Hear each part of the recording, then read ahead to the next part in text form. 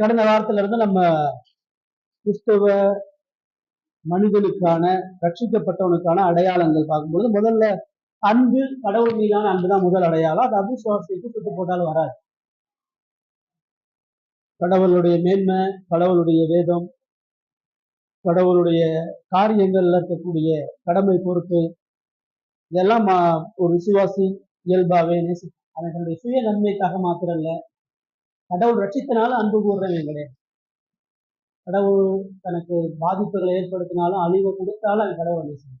அப்படிதான் அவன் நேசிக்க முடியும். அதனாலதான் சாத்ராக் மேஷாக்லாம் பார்க்கும்பொழுது, நாங்கள் ஆராதிக்கிற தேவன் எங்களை தப்புவிக்க வல்லவர், அவர் தப்புவிக்காமல் போனாலும் நாங்கள் அவரை ஆராதிக்கிறோம். யோபு என்னை கொன்று போட்டாலும் நான் அவர் மேல் நம்பிக்கை, அவர் என்னை பாதாளத்துல போட்டாலும் நான் அவரை பின்பற்றுவேன். அப்படின்றப்ப மன்னிப்பு, ரட்சிப்பு இது எல்லாத்தையும் கடந்து ஆழமான கடவுள் அவர் இருக்கிற மாதிரி இருந்து அன்பு கொடுத்துக்கிட்டு உண்மையான அவருடைய சுபாவம், அவருடைய மேன்மை, அதுதான் ஒரு விசுவாசிக்கு இருக்கும். அதுல எந்த சுயநலமும் இல்லை அப்படின்றத பார்க்கலாம். இன்னைக்கு 2வது 27வது பக்கத்துல 2வது அடையாளம் ஒரு ரட்சிக்கப்பட்டவனுக்கான அடையாளம் என்ன?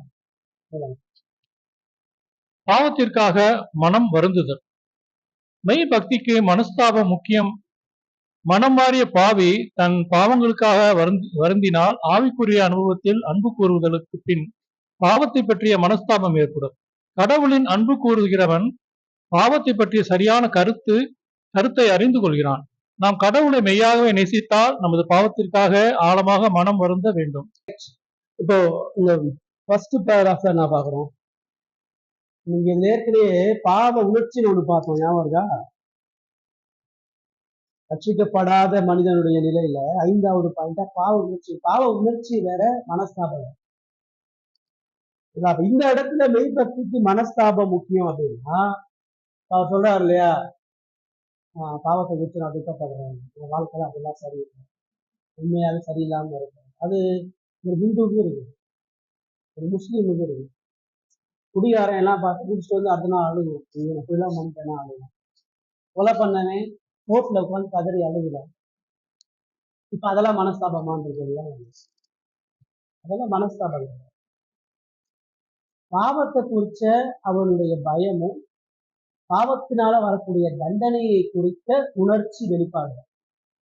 விசுவாசிய பாவத்தை கடவுளோடு ஒப்பிட்டு மனஸ்தாபப்படும்.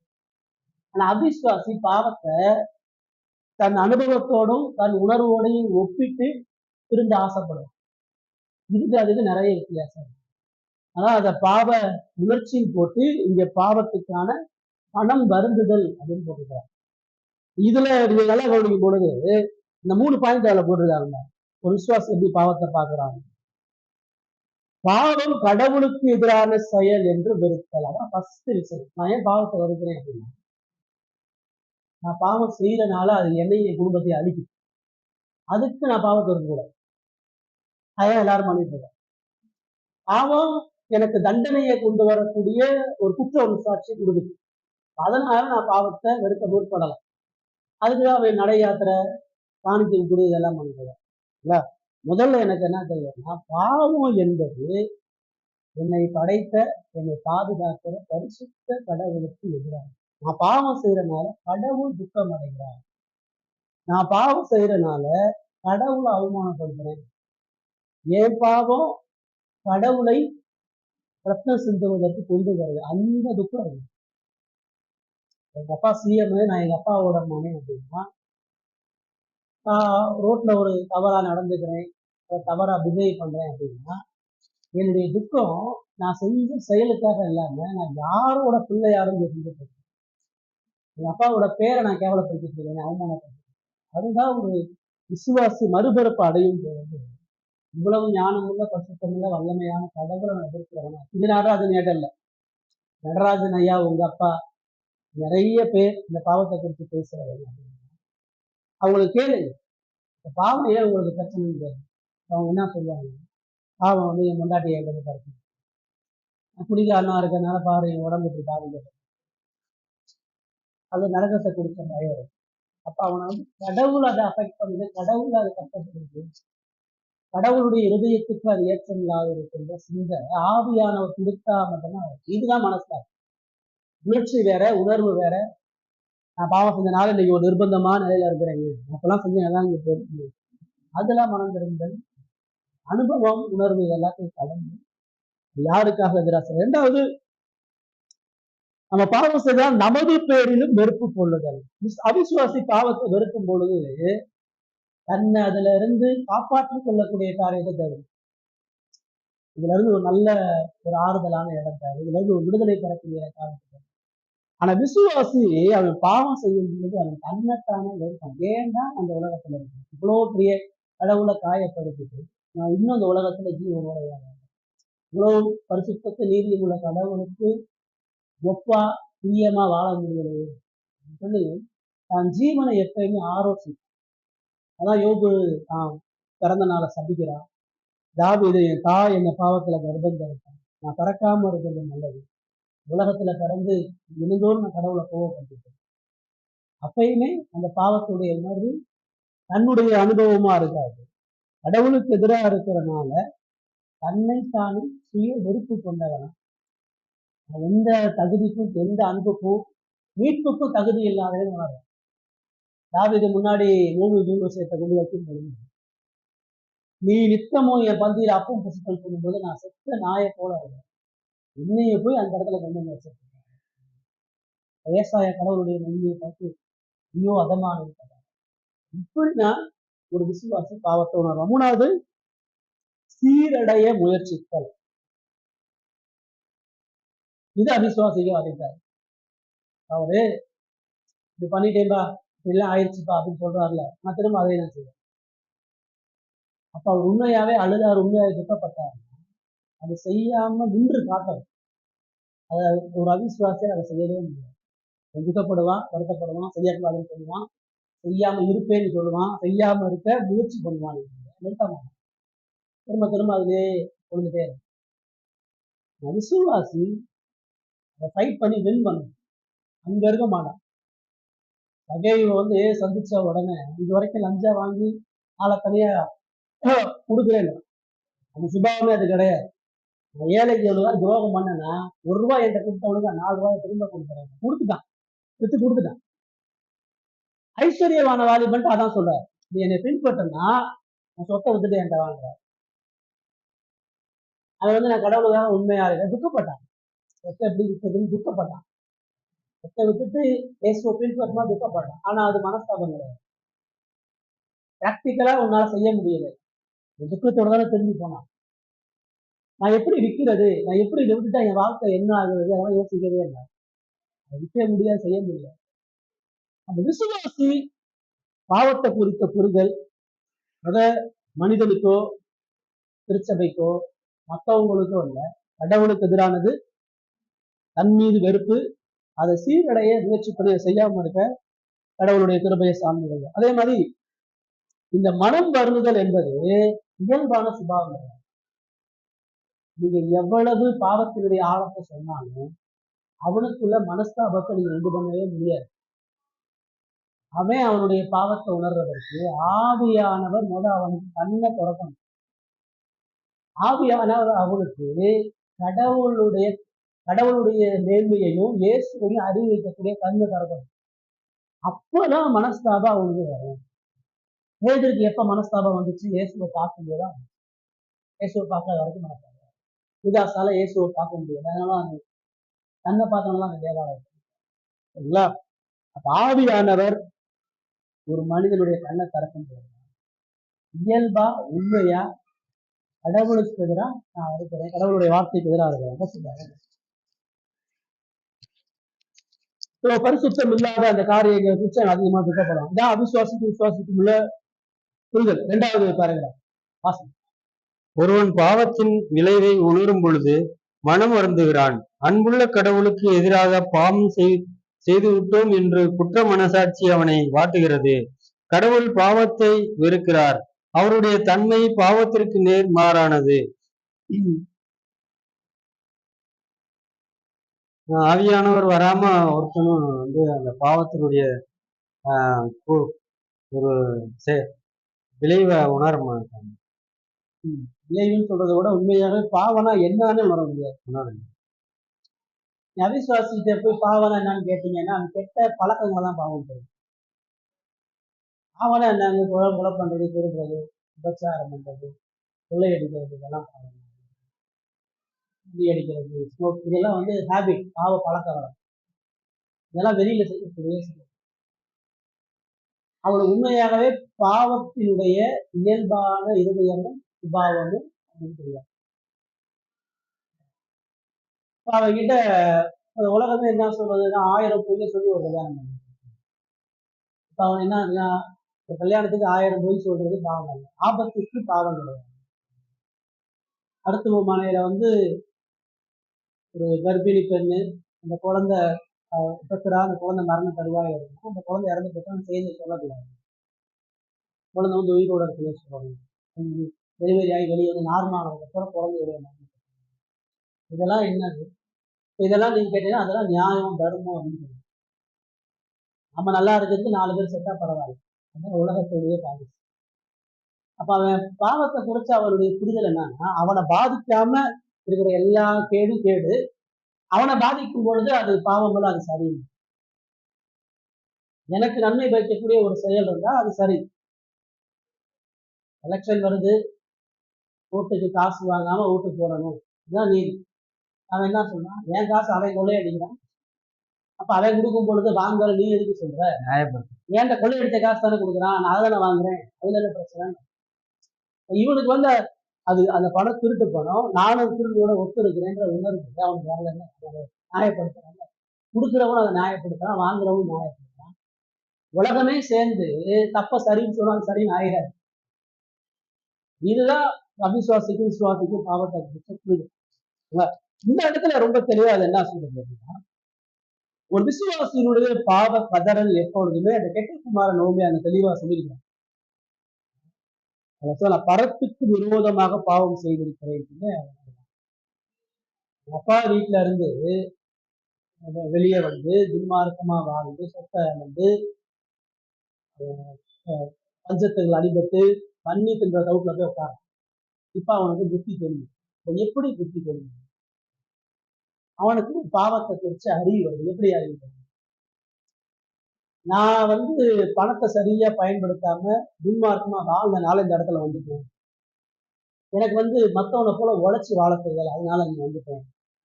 நான் வந்து நிறைய விபச்சாரம் பண்ணேன், கடவுள் பணத்தை சரியா பயன்படுத்தாதனால கடவுளை அப்படிலாம் சொல்லுவாங்க. ரொம்ப தெளிவா நான் பரத்துக்கு விரோதமாகவும் என் தகப்பனுக்கு விரோதமாகவும் பாவம். அப்ப பாவத்தை அவன் எப்படி செலவு பண்ணான், அவன் என்ன செஞ்சான், அவன் எப்படி பயன்படுத்தினா அவன் பார்க்கல. கடவுள் அவனை எந்த நிலையில கொண்டு வந்து வச்சாரு, தகப்பன் வீட்டை சிந்திக்கும் பொழுதுதான் நான் பாவின்னு சொல்றேன். கடவுள் என்னை எங்க வச்சாரு? கஷ்டம் இல்லாத ஒரு வீட்டை வச்சாரு, நேசிக்கக்கூடிய ஒரு தகப்பனை வச்சாரு, நிறைய சுற்றுபத்தோட மனமகிழ்ச்சியா தகப்பனுடைய கட்டளையில வாழக்கூடிய ராஜாவுடைய பிள்ளையா நான் இருந்தேன். அந்த இடத்த விட்டு நான் தூங்கரமா வெளியேறேன். யாரை காயப்படுத்தணும்? அந்த அப்பாவை காயப்படுத்த அன்பு செஞ்சு நேர்ச்சி அந்த அப்பாவை காயப்படுத்த, அந்த அப்பாவை கொடுத்த கடவுளை காயப்படுத்த. எப்படி புத்தி தெரியுது அப்படின்னா, கடவுள் கொடுத்திருக்கக்கூடிய நன்மையான சாத்தியங்களை பார்க்கும்போது அதற்கு நான் துரோகம் செய்யறேன். அதுதான் மனஸ்தாபத்துக்கு. அப்பாட்ட வந்து அவன் என்ன சொல்றான்? உங்களுக்கு விரோதமா நான் துரோகம் பண்றேன், தேவனுக்கு விரோதமான பாவம், கடவுள் எனக்கு சாத்தியம் எல்லாத்தையும் நன்மைக்கெல்லாம் எதிராக, இந்த நன்மையில உங்களை என்னை தகப்பனாக உங்களுக்கு எதிராக. இதுதான் பாவத்தை குறித்த மனஸ்தாபம். இது விசுவாசத்துக்குள்ள மட்டும்தான். எப்படிதான் தாவீது பத்சேபாள்கிட்ட பாவம் பண்ணிட்டு சங்கீதத்தை எழுதும் பொழுது நான் உரியாவுக்கு விரோதமாக பாவம் பண்ணேன், பத்சேபாளை நான் தவறாக அனுப்பிட்டேன், தேவரி உமது கண்களுக்கு முன்பாக நான் பாவம் செய்தேன். யோசேப்பு போத்திபாருடைய அரண்மனையில் இருக்கும் பொழுது இவன் அடிமை, அவன் ஒரு ராணி, அவனை சயனிக்க கூப்பிடுறான். அந்த இடத்துல யாருமே இல்லை, அவனை குற்றம் சாட்டுறதுக்கு யாரும் இல்லை, இவன் போல அவதான் கூப்பிடுறான். அவன் தவறா நடந்தாலும் அங்க யாரும் கேள்வி கேட்க முடியாது, எல்லாருக்கும் மூடி மனசைத்தான் சொத்து எல்லாமே அவனுக்கு வந்துருக்கு. ஆனா அந்த இடத்துல என்ன ஒரு வாலிபன் எல்லா வாய்ப்பும் கொடுக்கப்பட்டு சொல்றான், இவ்வளவு பெரிய தேவனுக்கு விரோதமா பொல்லாங்கானதை நடத்திப்பது நான் எப்படிங்க? கடவுள் இங்க இருந்து கடவுள் என்னை பார்க்கறது சிறையில இருந்த என்ன கடவுள் கூட்டு வந்து இந்த இடத்துல மீட்டு இவ்வளோ பெரிய தேவனுக்கு அவருக்கு ஒரு வாலிபன் திருமணமாக அவ்வளவு பெரிய சோதனையில வென்று ஜெயிக்கிறாங்க. கடவுளை குறித்து அவங்க அதுதான் பாவத்தை குறித்து அவங்களுக்கு நம்ம வேதம் எங்கெங்கெல்லாம் பாவத்தை சொல்லுதோ விசுவாசியுடைய வாழ்க்கையில நம்ம ரொம்ப தெளிவா கடவுளுடைய மகத்துவத்துக்கு கடவுளுடைய பொறுமைக்கு எதிராக செயல்பட்டதை உணர்கிறவனா இருக்கிறான். இந்த பரிசே நாயக்காரனுடைய ஜபத்துல அதான் நம்ம பார்க்கணும். நாயக்காரன் எப்படி பாவத்தை உணர்றான்? பரிசையனால ஏன் பாவத்தை உணர முடியல? பரிசைய பாவத்தை நடைமுறை வாழ்க்கையோட பார்க்கலாம். என்னது? நான் யாருக்கு துரோகம் பண்ண, நான் விபச்சாரக்காரன் தான், நான் அந்த ஆயக்காரன் மாதிரி லஞ்சம் வாங்க, நான் சுத்தமா இருக்கேன், நான் தசமபாகம் கொடுக்குறேன், நான் 2 வாரத்துல 2 முறை உபவாசம், நான் ஆராதிக்கிறேன், நான் கடவுளுக்கு முன்பாக நேர்மையா இருக்கேன். அப்ப அவருடைய பாவத்தை குறித்து அவருடைய புரிதல் வாழ்க்கையில சக மனித உறவு பழக்க வழக்கத்துல மட்டும்தான். கடவுளுக்கு முன்பாக இவருடைய நீதி எப்படி பாயக்காரனை பார்க்கும் பொழுது அவன் செஞ்சது எல்லாமே மக்களுக்கு எதிரான பாவம். மக்கள்கிட்ட தான் லஞ்சம் வாங்குறான், மக்களை தான் கொடுமைப்படுத்துறான், மக்களை தான் காயப்படுறான். ஆனா பைபிள் சொல்லுது அவன் தூரத்துல நிற்கிறான், ஆலயத்துக்குள்ள வரலாம். தூரத்துல நின்று தன் கைகளை வானத்துக்கு ஏறெடுத்தாங்க, மார்பிள் அடிச்சு தேவனை பாவியாக ஏன் அவன் உள்ள போனாலும் யாரும் அவன் தடுக்க போறாங்க? ஏன் ஆலயத்துக்கு கடவுளுடைய பரிசுத்தம் கடவுளுடைய மேன்மைக்கு எதிராக இவ்வளவு மகத்துவமான தேவனுக்கு எதிராக தன்னுடைய பாவத்தை அதுல கடவுளுடைய கிருபையான அவசியத்தை உணர்றான். இதுதான் நமக்கு எப்பயுமே புரிய வேண்டிய ஒரு விஷயம் என்னன்னா, இந்த வாழ்க்கையில எல்லா சூழ்நிலைகளும் கடவுளை என்ன பார்த்துட்டே இருக்கிறார். ஒவ்வொரு நொடியும் நான் செய்யற ஒவ்வொரு பாவமும் என்னுடைய அந்தரங்க இறுதியும் கடவுளுக்கு விரோதமா தெரிவிக்கிறத உணர்றது என்ன பண்ணா, அந்த வசனத்துல ஒரு இதுல போட்டிருக்கு பாருங்க,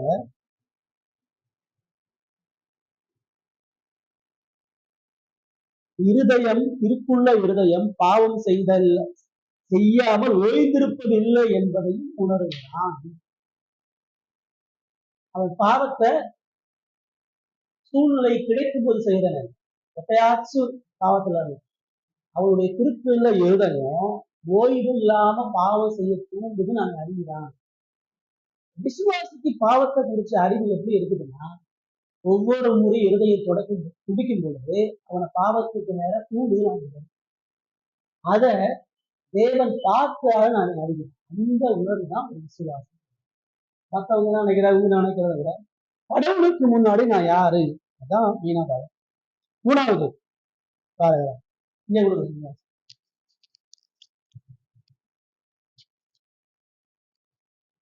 மெய் மனஸ்தாபத்தின் பயனாக மெய் சீர்திருத்தம் ஏற்படும். மனம் மாறிய மனிதனின் வாழ்க்கையில் மாறுதல் காணப்படும். குணப்பட்ட பாவி பாவம் செய்யாதபடி தான் தடுக்கப்படுவதற்காக உணர்வான். தெரியும். அப்புறம் ராஜா தெரியுது இல்ல, ராஜா எனக்கு தெரியுது இல்ல, தப்புதான் செய்யறேன். அதெல்லாம் பாருங்க, பாவ உணர்ச்சி அற்ற பாவி. அடுத்து என்ன சொல்லுதுன்னா, பாவத்திற்கு அஞ்சு அதை செய்யாமல் இருக்கிற முயற்சிக்கிற பாவி. பயம் இருக்குது, செய்யக்கூடாதுன்றது, செய்யாம இருக்கிறது முயற்சி செயல்படும். ஆனா அவிசுவாசிக்கு அந்த செயல்பாடு எல்லாம் வராது. சரிங்களா? இப்ப அதுல ஒரு எக்ஸாம்பிள் கொடுத்துருக்காங்க, நடுவில் கவனிச்சீங்கன்னா தெரியும். 4 பேரை சொல்லியிருக்கிறார், ஏசா, சவுல், அகித்தோப்பேல், யூதாஸ். இப்ப இவங்க எல்லாருமே பாவத்துக்காக துக்கப்பட்டாங்க. பைபிள்ல தேவனுக்கேற்ற துக்கம் என்ன செய்யும்? வெறுமனே சுயநலத்துக்காக உலக பிரகாரமான துக்கம் என்ன செய்யும்? அப்ப ஏசா பாத்தீங்க அப்படின்னா, வாக்கு தத்தத்தின் முதல் குமாரன் வந்து ஏசாதான். ஈசாக்கு ஏசா, யாக்கோபு ஏசாதான் மூத்தகுமாரன். ஏசாவுக்காக அவனுக்கு நியாய பிரமாணத்தின்படி நீதியின்படி அவனுக்கு கடவுள் 2 பேருக்கும் ஒரே மாதிரியான வாய்ப்புகளை தான் கொடுத்தார். 2 பேருக்கும் கடவுள் தெரியும், 2 பேருக்கும் ஆபிரகாம் தெரியும், 2 பேருக்கும் சத்தியம் தெரியும், 2 பேருக்கும் ஆராதனை தெரியும். ஒரு தாய் வயிற்றின் பிள்ளைகள் தான் பிறக்கிறாங்க. சொல்லப்போனா யாக்கோபுல ஏசாவுக்கு அநேக சிறப்பு ஆண்டவர்.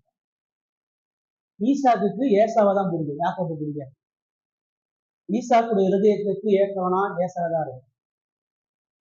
அவன் சமைச்சு வர்றதெல்லாம் ஈசாக்கு விரும்பி சாப்பிட்றான்.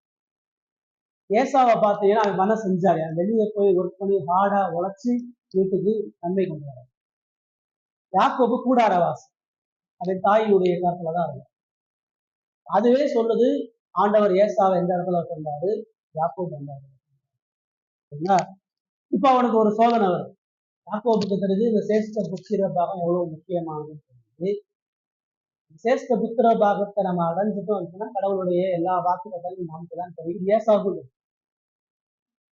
ஆனா சரீர பசியில் அவன் வரும்போது யாக்கோபு அவனுக்கு முன்னாடி கூழ் காய்ச்சல். இப்போ உன் கூழ்ல எனக்கு ஒரு கரண்டி கூடுன்னு சொல்லும்போது உன் சேஸ்திர புத்திர அவசரத்துக்கு அவன் என்ன கடவுளுக்கு உனக்கு இருக்கிற உறவை இல்லைன்னு சொல்லுங்க. நீ ஈசாக்கு அடுத்த வாக்கு மகன் நீ கிடையாது. கடவுள் ஆபிரகாமுக்கு ஈசாக்குக்கு என்ன வாக்கு தத்துவம் இருக்காங்க, அதுல உனக்கு நமக்கு பங்கு இல்லைன்னு சொல்லுங்க. அது எவ்வளோ பெரிய முக்கியமானதுன்னு அவங்களுக்கு வாக்கு தத்தத்தை இல்லாம ஆக்குறதுக்கு தான் உயிரை பணையம் இருக்குது அவங்களுக்கு. அந்த வாக்கு தத்தம் தான் உயிர் வாழ்ந்துட்டு. இந்த வாக்கு தத்தினாலதான் அவருடைய குடும்பம் பாதுகாக்கப்படும். அந்த வாக்கு தத்தின் தேவன்னா அவனுக்கு இவ்வளவு மேன்மையிலே அவனுக்கு அந்த இடத்துல அது ஒரு கரண்டி கூடு தான் முக்கியமா பிரச்சனை. அந்த வாக்கு தத்துவத்தின் அவசியம் என்ன இது எனக்கு, ஏன்னா இப்ப அந்த வாக்கு நன்மைகளை அவன் அப்ப சொந்த அப்ப பசியா இருக்கு. இந்த பசியை தோக்காத கடவுள், இந்த பிரச்சனையை தீர்க்காத கடவுள், நீ வேற எதிர்த்தவனுக்கு தேவையான முடிவு. அதுல அந்த ஒரு கூட கூழுக்கு அந்த வாக்குத்தை இனிமேல் நீயே வச்சுக்க, நீ தான் மூத்த குமார், ஓகே அதெல்லாம் தோன்றுவான். இந்த கடவுள் எந்த தப்பு பண்ணாரா? ஒரு தப்பு. வாய்ப்பு 2 பேருக்கு கொடுக்கப்படும். யாரு ஏற்றுக்கொண்டு பயன்படுத்தினா அது யாரு நிராகரிச்சா. ஏசா ஆசீர்வதிக்கும் பொழுது மரண தருவாயில யாக்கோபு வேஷமா, இதுல மனித பாவங்களும் இருக்கு. யாக்கோபு அண்ணன் ஏமாத்துறது சரியான தப்பு, ஏமாத்தக்கூடாது, அது அவனுடைய பாவம். அவன் வேஷம் மாறி ஈசாக்கிட்ட போனது பாவம். ஈசாக்கு வர்றது யாருன்னு தெரியாம போனது பாவம். ரெபேக்கா யாக்கோபுக்கு வேஷம் மாறி அனுப்புறது எல்லாருமே பாவம் தான் பண்ணாங்க. ஆனா கடவுள் அந்த பாவங்கள்ல தனது மீட்பை செயல்படுத்துறாரு. ஏசாக்குடைய பாவத்துக்கான விளைவை அவனுக்கு கொடுக்குறாரு. இவனையும் சும்மா விடல. இவன் ஏமாத்துறதுக்கு இவனை ஊரை ஏமாத்துறான். இதே அண்ணனை ஏமாத்தினா தகப்பனை ஏமாத்துறான், அவனை மனைவி ஏமாத்துறா, மனைவியை கொடுத்த மச்சான் ஏமாத்துறான், மாமனார் ஏமாத்துறான், பிள்ளைங்களை ஏமாத்துறான், 12 பிள்ளைங்களை அவனை ஏமாத்துறான். வாழ்க்கையில 127 வயசு வரைக்கும் ஏமாற்றுறதை மட்டும்தான் செஞ்சுருவான். அவனை விடல, இப்படியும் விடல. புத்தியீனமா வாக்குறுதம் பண்ண ஏசாவையும் விடல. ரெபேக்காலும் சந்தோஷமா இல்ல. ரெபேக்கால் யாக்கோபை நேசிக்கிற ஆண்டவர் யாக்கோபை ரெபேக்காலையும் பிரிக்கிறார். இவன் ஏசாவை நேசிக்கிறான், ஏசாவையும் ஈசாக்கையும் பிரிக்கிறான். எல்லாரும் பாவத்துக்கான நீதியையும் கடவுள் கொடுத்தாங்க. அந்த மீட்பின் மகிமையை கடவுள் செயல்படுத்துறார். அவங்கவுங்க பாவத்துக்கு அவங்கவுங்க பொறுக்கலாம். கடவுள் இந்த மீட்பினுடைய நன்மைகளை அவருடைய திட்டப்படி சர்வ விளையாண்மையின்படி செயல்படுத்துறார். இப்ப யாக்கோபு அவ்வளவு பாவம் பண்ணாலும், அவ்வளவு ஏமாற்றம் பண்ணாலும், அவங்களுக்கு கடவுள் மீதான நம்பிக்கை, வாக்குத்தத்தத்தின் முக்கியத்துவம், கிருபையின் அவசியம், மன்னிப்பின் மேன்மை, இதெல்லாம் இருந்தது. நீங்க ஏசாவை யாக்கோபை தட்டுல வச்சு பார்த்தீங்கன்னா, ஏசா அந்த கூழ் குடிச்சதை தவிர மற்ற எல்லாத்துலயும் நல்ல எண்ணம்.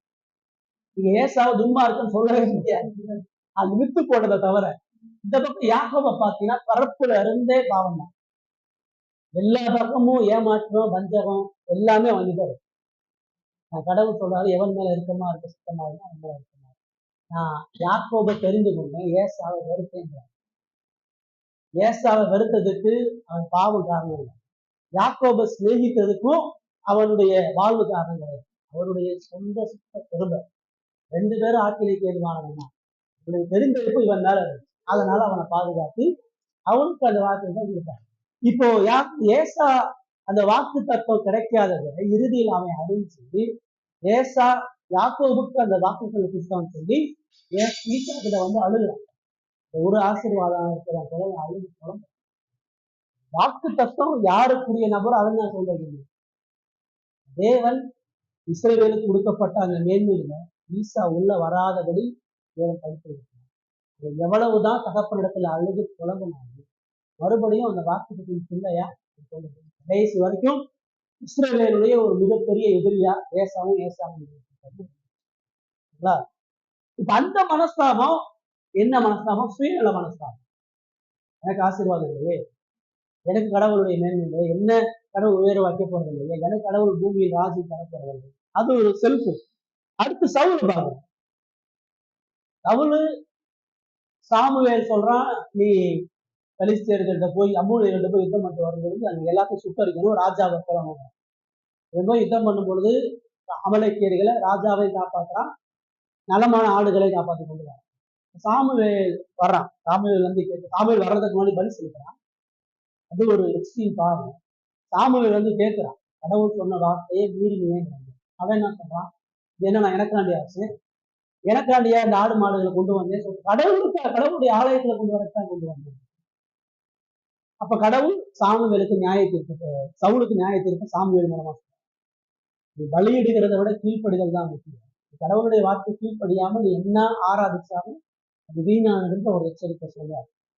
அவனுக்கு நியாய தீர்ப்பை சொல்றார். சவுல் உட்கார்ந்து அழுகு, சாமுவேலுடைய சாவு முடிச்சாலும் அந்த அளவுக்கு என்ன ஆகுது, போர்ல யுத்தம் வர போகுதுன்னு சூனிய காரியத்தை போறான்.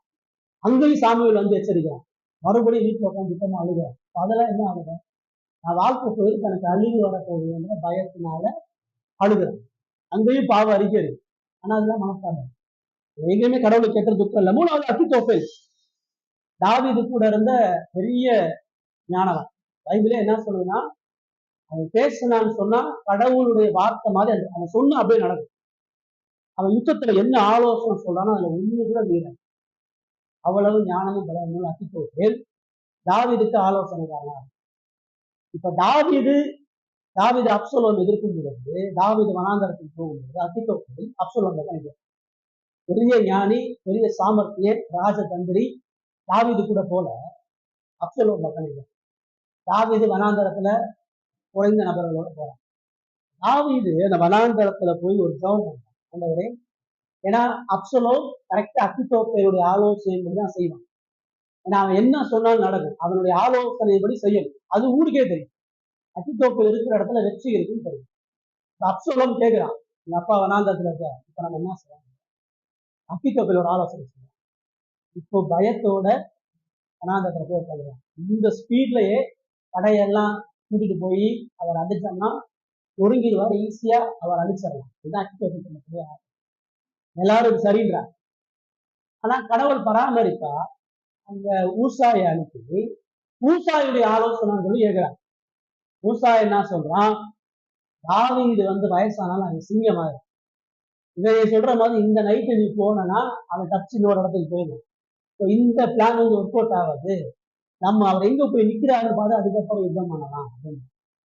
நான் நீதியின்படி பார்த்தா அகித்தோப்பேல் சொன்ன ஆலோசனைப்படி நடந்திருந்தா தாவீதுடைய ஆட்டானு விடுதல். கடவுள் ப்ராவிடன்ஸா அகித்தோப்பேல் சொல்றத அப்சலோம் கேட்காம ஊசாய் சொல்றது. இத்தனைக்கு ஊசாய் தாவீதுடைய க்ளோஸ் ஃப்ரெண்டுன்னு உனக்கு தெரியும், அவன் தாவீதுக்கு சப்போர்ட் எல்லாம் பேசுவான்னு தெரியும். ஆனா கடவுள் அந்த இடத்துல தேவைக்கிறேன்னு சொல்றான். ஆனா ஏன் அந்த இடத்துல கூட ஊசாய் தாவீதை பத்தி தான் மேன்மையா சொல்றான், அப்சலோம் குறிச்சு ஒரு மேன்மையும் இல்லை. என் எஜமா யாருன்னு தான் அவனுக்கு சொல்றான். அப்பவே அவனுக்கு தெரியல அவன் கூட தான் இருக்கிறான்னு தெரியாது, அவனுக்கு உயிராதான் பேசுறான்னு தெரியும். அகித்தோப்பேல் கரெக்டா தாவீதுக்கு விரோதமா பேசுறான். நியாயமா நீதியா காமன் சென்ஸ்ல எல்லாருமே அகித்தோப்பேலுடைய ஆலோசனை தான் கேட்டிருந்தாங்க. ஆனா அவன் தாவீது அங்க கடவுள்கிட்ட ஜெபம் பண்ணும்போது அகித்தோப்பேல் சொல்றதை கேட்காம ஊசாய் சொல்றதை கேட்கறான், வெயிட் பண்றாங்க. அந்த வெயிட்டிங்னா என்ன ஆகுது, தாவீது மறுபடியும் படையை கூட்டிட்டு வந்து அப்சலோம் அவனுடைய முழு படைகளும் சின்னாபின்னமாக. அப்சலோம் தான் ஆலோசனையை கேட்கல, அவன் ஊசாயுடைய ஆலோசனை கேட்டுட்டான்னு சொன்ன உடனே அகித்தோப்பேல் தூக்க மாட்டான். ஏன்னா அவனுக்கு தெரியும், இந்த சான்ஸ் விட்டுட்டோம்னா தாவீது இனி பெரிய படையோட வந்து நினைச்சிருவான், ராஜ்யம் கைவிட்டு போயிருச்சு. அவனுடைய ஞானத்துல அவன் கண்டுட்டான். யுத்தம் நடக்குதோ இல்லையோ அகித்தோப்பேல் போய் தூக்குமாங்க. அந்த மரணம் என்ன சொல்லுது, அங்க ஒரு துக்கம் இருக்குது, அங்க ஒரு கன்ஃபர்ஷன் இருக்கு. அந்த மரணம் என்ன சொல்லுது, அவனுடைய விருப்பத்தின்படி காரியம் நடைபெறாதனால துக்கப்படுறான். அவன் எதிர்பார்க்கக்கூடிய சூழ்நிலை அமையாதனால துக்கம். நிறைய நேரம் ஆபத்தை கொடுத்த நமக்கு துக்கமும் கூட சூழ்நிலை அடிப்படையில, அனுபவத்தின் அடிப்படையில இருக்க முடியும்.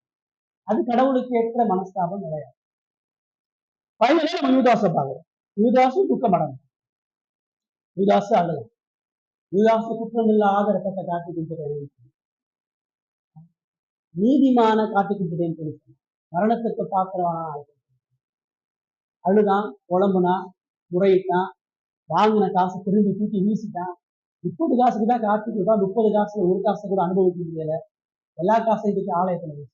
அதெல்லாம் மனம் திரும்பியதுக்கான அடையாளம் இல்ல. எல்லாமே அவனையும் அவன் செய்த துரோகத்தினாலேயும் அவனுடைய உணர்ச்சியினாலேயும் அவன் செய்த கிரியைகள் நிமித்தமாக வந்த துக்கம். இது பொதுவா எல்லாருக்கும்.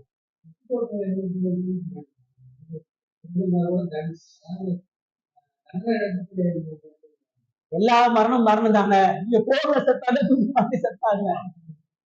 அவனுக்கு ரொம்ப தெளிவா தெரியுது, இன்னைக்கு ராத்திரி நம்ம தாவீதை பிடிக்கலன்னா கட்டாயம் தாவீதை வின் பண்ணுமான்னு அவனுக்கு தெரியுது.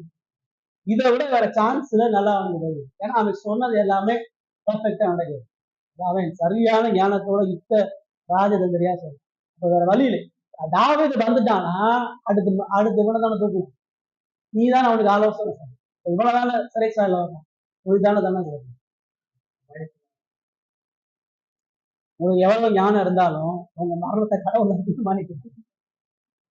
நீங்க எவ்வளவு உலகத்துல புத்திசாலியா இருந்தாலும் உங்க பாவத்துக்கான விளைவுகள் நம்ம அதான். ஓகே, அப்போ மனஸ்தாபம்ன்றது அது தன்னை சீர்படுத்தும், தன்னை சரி செய்துக்கும். அது கடவுளை நோக்கி பார்த்து துக்கம் வரும். அதுல எந்த சுயநலமும் இந்த போலியான பாவத்துக்கேற்ற உலக பிரகாரமான துக்கலா இருக்கும். ஃபைனலா கடைசியா காசு. பாவத்து நிமித்தம் உண்மையான தேவனுக்கு ஏதுவான துக்கத்தை அறிந்திருக்கிறீர்களா? பின்வரும் கேள்விகளுக்கு பதில் அளியுங்கள். நான் பாவத்தின் கொடுமையை உணர்ந்திருக்கிறேனா?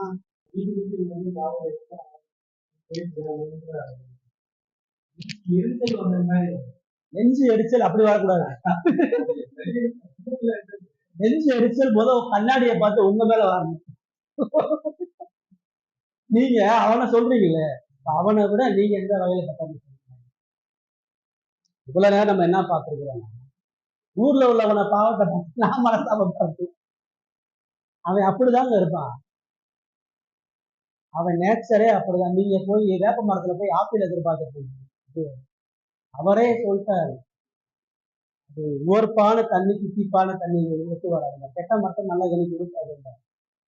அவனுக்கு உங்களுக்கு கொடுக்கப்பட்ட வெளிச்சம் அறிவு இருந்து அவருக்கு பேர வாங்கினா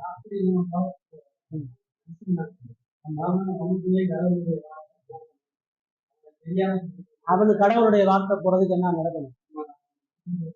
நீங்க சொன்னா அவன் புரிஞ்சுக்க வேண்டான்றதான் கேள்வி. இப்ப அவன் விக்கிரகத்தை வர்றதுக்கு என்ன வழி சொல்லுது? விக்கிரகத்துக்கு வர்றதுக்கு என்ன? நீங்க போய் சொன்னா விக்கிரகத்தை விட்டுருவாங்க. அப்புறம்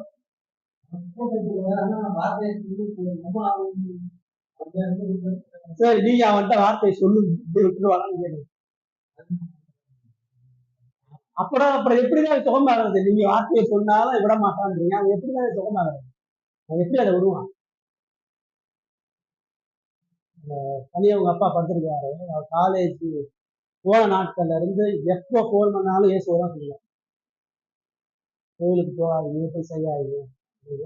எனக்கு நான் கல்யாணம் முடிஞ்சிருந்தே ஒரு 100-150 முறை அவங்க அப்பாட்ட சுற்றி வச்சுருந்தேன். அவர்கிட்ட வாழ்க்கையில சொல்லிட்டு தான் இருக்கிறார், என்ன மாற்றம் மாற்றம் எப்படி வரும்? அவ்வளவுதான் விஷயம். நீங்க எல்லாம் யாரையும் எந்த மாற்றத்தையும் கொண்டு வர முடியாது. அவனுக்கு அவன் அதுதான் வெளிச்சம், அதான் சரின்னு போயிட்டு இருக்காங்க. நீங்க எவ்வளவு சொன்னாலும் அவனுக்கு புரியக்கூடிய வெளிச்சமும் ஞானமும் அவனுக்கு இல்லை. இந்த காலத்துல ஏன் மனசு வராது? இப்படி இந்த கான்செப்ட் இருந்தாதான் நீங்க சொல்லணும். உங்களுக்கு ஒண்ணு புரிஞ்சுக்கோங்க. இப்ப நான் சொல்றேன், நீங்க என்ன சொன்னாலும் அவன் மனம் திரும்ப மாட்டான் நான் சொல்றேன் பாத்தீங்களா? நீங்க என்ன சொன்னாலும் அவன் மனம் திரும்ப மாட்டான். அவன் எப்படி மனம் திரும்ப? கடவுள் அவனுடைய இருதயத்தை உடைச்சி கடவுள் அவனுக்கு ஆவிக்குரிய ஞானத்தை சொன்னா மட்டும்தான் அவன் மனம் திரும்புவான். அப்போ உங்க நம்பிக்கை எங்க இருக்கும்? நீங்க சொல்றதுல இருக்காது. நான் சொல்றேன் அதனால அவன் மனம் திரும்புவான் இருக்காது. நீங்க எவ்வளவு சொன்னாலும் கடவுள் இடைப்படணும் அப்படின்ற சிந்தை வரும். அப்ப கடவுள் இடைப்பட்டு மனம் திரும்புதலை கொடுக்கும் பொழுதுதான் என் பொறுப்பை நான் சரியா செய்யணும். நீ 1000 முறை உங்க திறமையினால நான் சொல்றேன் புரிஞ்சுக்குவான்னு எவ்வளோ எக்ஸாம்பிள் பண்ணாலும் அவன் இதுல உடையாது. நீங்க ஆவியானவருடைய துணையோட, ஆவியானவருடைய கிருபையோட, கடவுளுடைய சித்தத்தோட நீங்க சொல்லணும். அதுக்கு உங்களுடைய ஆயத்தை, உங்களுடைய ப்ரிப்பரேஷனை கடவுள் இறங்கி வருவதற்கான சூழ்நிலையை தேவன் மிக தீர்மானிக்கும். நீங்க உங்க கடமையை செய்றீங்க, நீங்க உங்க கடமையை ஃபுல்லா இங்க பிரசங்கம் பண்ணிட்டு இருக்கிறோம், வந்த எல்லாரையும் ரசிக்கப்படலை. ஏன் நிறைய பேர் காணும், ஏன் நிறைய பேர் இல்லை, இது சத்தியம் கம்மியா சொல்றோமா, இல்லை சரியா இல்லாம சொல்றோமா, தப்பா சொல்றோமா, ஏன் கடவுளோட இருதயத்துல செயல்படணும். இப்ப நான் என்ன செய்கிறேன், நான் என்ன உழைக்கிறேன், நான் என்ன பகிர்ந்து கொள்ளுகிறேன், கடவுள் தயவு பாராட்டி அவனுக்கு கண்ணை கொடுக்கும். இப்ப அந்த கண்ணை அவனுக்கு எப்படி கொடுப்பாருன்னா, முதல்ல நான் என்னைய ஆராய்ஞ்சுட்டாங்க. நீங்க நல்லா இப்ப இந்த பகுதி என்ன சொல்லுது அப்படின்னா, ரட்சிக்கப்பட்டவன் அவன் முதலாவது தான் இருதயத்தை ஆழமா ஆராய்ந்து பார்க்கிறவன் தான். என்னுடைய கேள்வி உங்களுக்கு, நீங்க யாரும் நீங்க தெரியுமா? இந்த உலகத்திலேயே நம்பர் 1 மோசமான அயோக்கியம் யாரும் என்னைய கேட்டீங்கன்னா நான் என்னை மட்டும் தான் தெரியும். நான் இன்னொருத்தனை கை காட்டவே முடியாது. எனக்கு தெரியும் இந்த உலகத்துல எல்லாரையோட நான் தான் நம்ப. இந்த உணர்வை தான் எல்லா ரட்சிக்கப்பட்டவங்க சொல்லுவாங்க. இந்த இருதயம் உங்களுக்கு இருக்கும்போது இவர் எப்படி குற்றச்சாட்டு? நீங்களே நம்பர் 1 அயோக்கியம் பொழுது இவன் மேல எப்படி குறைய சொல்லுவீங்க? இவன் எப்படி குற்றச்சாட்டுவீங்க? உங்களுக்கு எப்படி அந்த ரைட்ஸ் வரும்? அப்ப அவனை பார்க்கும் பொழுது, அவன் விக்கிரக வழிபாடு பண்ணும் பொழுது, அவன் திருடும் பொழுது, அவன் விபச்சாரம் பண்ணும் பொழுது உங்களுக்கு அவன் மேல பரிதாபம் தான் வரும். சபையில ஒருத்தன் பாவம் பண்றான் அப்படின்னா என்னங்க அதெல்லாம் யோக்கியமானு கேட்கற விசுவாசே கிடையாது. அந்த விளிம்பு போனவனை எப்படிங்க நான் காப்பாத்துறதுன்னு சொல்றான் பாருங்க, அதுதான் விசுவாசம். அந்த விளிம்பு போவனை மீட்புறதற்கான வழிகள் என்ன? நான் அவனோட எவ்வளவு போக முடியும், அவனுக்கு சத்தியமே உள்ள போடு, நான் எவ்வளவு தூரம் கடவுளை நன்றாக, அதைதான் விசுவாசம். விசுவாசி எப்பயுமே இன்னொருத்தனுடைய பாவத்தை நோக்கிய பாவம், அவனுடைய வேலையே கிடையாது. அவர் எப்படி வாழ்ந்தான்றதுக்கு நான் அக்கௌண்ட் பண்ணி கிடையாது. அவர் கடவுளுக்கு கணக்கு புரியுது. நான் என்ன செய்ய முடியும் அவரை பார்த்து? நான் அவரை விட பெற்றா, அவர் பெற்றா, அப்ப நான் அப்படியே அவரை குற்றம் சாட்ட முடியும். அதே மாதிரி இந்த உலகத்தில் நீங்க எவ்வளவு மோசமான பாவத்தை பார்த்தாலும் உங்களுக்கு அவர் நியாயம் திட்டத்துக்கு எதுவுமே வரவே வராது. 100 கொலை பண்ணலாம், அது முழு உலகத்துக்கு விரோதமா இருக்கும். அவன் மேல நீதியை செலுத்தவோ என்னைய விட அவன் மோசமான விசுவாசி எப்பயுமே தன நோக்கி பார்த்துக்கிட்டே இருக்கிறார். என்கிட்ட என்னென்ன கரலா இருக்குன்னு பார்த்துக்கிட்டே இருக்கு. அப்படி நம்ம எப்படி பார்க்க முடியும்? வேதம் படிக்க தான் பார்க்கணும். சத்தியம் கேட்க கேட்க மட்டும்தான் நான் எங்கெங்கெல்லாம் வீட்டா இருக்கிறேன், எவ்வளவு தூரம் என்கிட்ட அன்பு இல்லை, எவ்வளவு தூரம் என்கிட்ட கடின இருதயம் இருக்குது, தாழ்மை இல்லாம இருக்கிறேன், பெருமையோடு இருக்கிறேன், இன்னொருத்தவனை குறிச்சு அதிகமாக யோசிச்சுக்கிறேன். ரட்சிக்கப்பட்டவே அவனுக்கும் இயேசுக்கான உறவு சரியா இருக்குதான்னு பார்த்துட்டு போயிட்டு, இயேசுக்குள்ள சரியா இருக்கவே சக மனிதர்கிட்ட சரியா இருக்கு. இயேசுடைய அன்பை ருசிப்பாங்க, எல்லாத்தையும் அன்பாங்க, எல்லாரையும் மன்னிக்க பார்ப்பாங்க, எல்லாரையும் காப்பாற்ற. அதான் இதுல நமக்கு பிரதானமா சொல்லுது. ரைட்? அதான் திரும்ப சொல்லுது, நான் இவ்வளவு தூரம் என்ன வெறுக்கிறேன், எனக்கு பாவத்தை குறித்து என்ன சிந்தனை இருக்குது, ஏன் இருதயம் கடவுளுக்கு முன்பாக நான் எப்படி துக்கம் அடைகிறேன். கடவுள் ஒரு மனிதனை உடச்சுதான் கட்டுறார். ஒரு விசுவாசிய பாவ உணர்வுக்குள்ளாக கொண்டு வருவதற்கு முறுக்காம கட்டுக்கலாம். பவுலா இருக்கலாம், பேதுருவா இருக்கலாம், யாரா இருக்கலாம், அவங்க உடைஞ்சா மட்டும்தான் அவன் திரும்ப முடியும். அதேதான் மாதிரி நம்மளே எப்படிதான் சொல்லுவாங்க. இப்ப நமக்கு முடிஞ்சு என்ன தெரியலாம், நம்மளை நாம யாரும் தெரியல, நம்மளை கடவுளுடைய கண்ணுல நம்ம பார்க்க வச்சுக்கணும். ஏன்னா நம்மளுடைய சொந்த இருதயம் நம்ம பெட்டர்னே சொல்லும், அதெல்லாம் எப்படி இருக்க, நீ எப்படி இருக்க பார்த்தியா, அதெல்லாம் உன்னோட மோசமா இருக்கு, எவ்வளவு பரவாயில்ல, எவ்வளவு தெரிஞ்சுக்கிற, எவ்வளவு உண்மையா இருக்கிற, எவ்வளவு குடும்பத்துக்கு கரெக்டா இருக்கிற, நீ பெட்டர்பா. உங்க இருதயம் எப்பயுமே அப்படிதான். நீ தான் ஆவிக்குரியவன், நீ தான் பக்திமா, உன்ட்டதான் நல்ல சக்தியா இருக்கு, இதெல்லாமே இருதயத்துடைய ஏமாற்று. வேதத்தை நல்லா கவனமா ஆராய்ச்சி பார்த்தீங்கன்னா, பவுல் அவ்வளோ பெரிய ஊழியக்காரன் நான் சொல்றோம், நியாய பிரமாணத்துக்கு குற்றச்சாட்டப்படாத பரிசையில பிறந்த பரிசையை பென்யமீன் தோற்றான், ஊழியத்துல எவனும் அவனை கை நீக்கிறேன் பவுல் சொல்லவே முடியும். சொன்னா என் மனசாட்சிக்கே தெரியல என்கிட்ட என்ன குறை இருக்கு, அவ்வளோ பர்ஃபெக்டா வாங்க. நான் என்ன சொல்றேன், நான் தினந்தோறும் மாம்சத்துக்கும் ஆதிக்கும் போராடிட்டு இருக்கிறேன். ஆதிகள்ல பிரதான பாவம் இந்த உலகத்துல எல்லாரோட நாம சொன்னாங்க அவருடைய கிருபையினாலும் நிலைநிறுத்துவது. இதுதான் ஒரு விசுவாசி எப்போது சொல்லப்படுகிறது. இந்த சிந்தை இருந்தால் மட்டும்தான் பாவத்தை குறித்து சரியான புரிதல் இருக்கும். கடவுளை நீங்க அதிகமா நேசிக்கும் போது இந்த பாவத்தை குறித்து கேட்ட மாதிரி அதுதான் ரட்சிப்பினுடைய உறுதியான ஆதாரம் அப்படின்னு சொல்றாங்க. இப்போ டீப்பா அதை உணரணும், சரிப்படுத்தணும், சீர்படுத்தணும். இன்னொருத்தன் என் பாவத்தை அறிஞ்சு குற்றம் சாட்டுகிற அளவுக்கு அங்கிருவேன் வரலாம் என்னங்க வாழ்க்கை வாழலாம்னு சொல்ற அளவுக்கு ஏதாவது இருந்தாங்க என் ரட்சிப்பு என்னை பார்க்கிறவனுக்கு இயேசுவை பார்க்கக்கூடிய சுபாவத்தை நான் பார்க்கிறேன். எல்லா வகையிலும் அதான் உண்மையான குற்றம். பாவங்களை மறைக்க கூடாது, அறிக்கையிடணும், மனம் திரும்பவும் சரிபடும். ஜோமாங்க.